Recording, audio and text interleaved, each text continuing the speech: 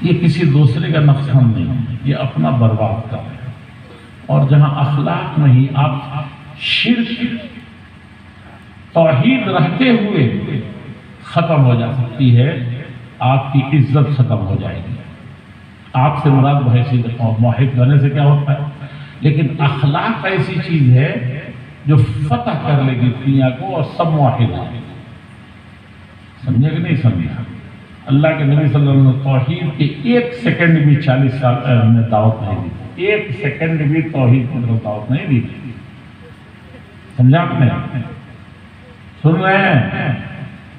اور دنیا کے سب سے کنڈم، بیکار، بدبخت، ظالم اور جاہل لوگ، جاہلیت اولیٰ قرآن نے کہا، اس 40 سال میں صرف اخلاق کی بنیاد پر پورے مکہ کو فتح کر لیا تھا، اور صادق اور امین کا سرٹیفکیٹ ملا تھا۔ انما الامم الاخلاق ما بقیت انہم ذہبوا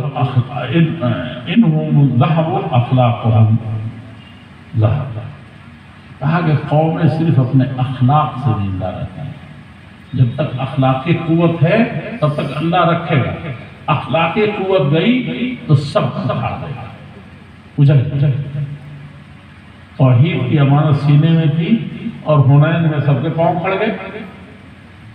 اخلاقی کمزوری جو ہوتی ہے وہ احد میں جیتی ہوئی جنگ اخلاقی، صرف ایک آدمی کی بات نہیں مانی، من مان۔ جلسہ ختم کر دیں گے تو ہو جائے گا، ایک آتا ہے ٹویٹ کر دیتا ہے، کل معاملہ ختم۔ مدرسوں کی افادیت کہاں بالکل نہیں رہی، اس سے زیادہ اخلاق مند لڑکے اسکول میں پیدا ہو رہے ہیں۔ ایک کسی نے شوشہ چھوڑا اور وہ تو دکھاتے ہیں کہ بھائی خامیاں نہیں رہنی چاہیے۔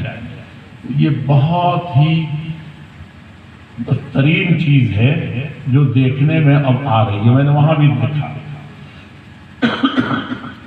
یہ سپول وغیرہ کا علاقہ ہے نا، مرشد آباد، اور یہ وہاں بھی دیکھا۔ ابھی چند سال پہلے تک میں نے دیکھا تھا کہ لوگ جمع ہوئے ہیں صبح تک۔ آسام ابھی گیا تھا میں، آسام پہلی مرتبہ میں گیا 2001 میں گیا تھا، تو فجر کی اذان ہو رہی ہے، لوگ پڑے ہوئے ہیں۔ سمجھا کہ نہیں سمجھا؟ میں نے کہ بھائی اب یہ کیا کر رہے ہیں؟ تو وہ لوگوں کو وضو کرنے دیں، کہا کہ سب کر لے گا، یا سب کر کے بیٹھا ہوگا۔ یہ ہوتا تھا۔ ابھی میں جب گیا سالانہ جلسے میں وہاں کے، تو عجیب کیفیت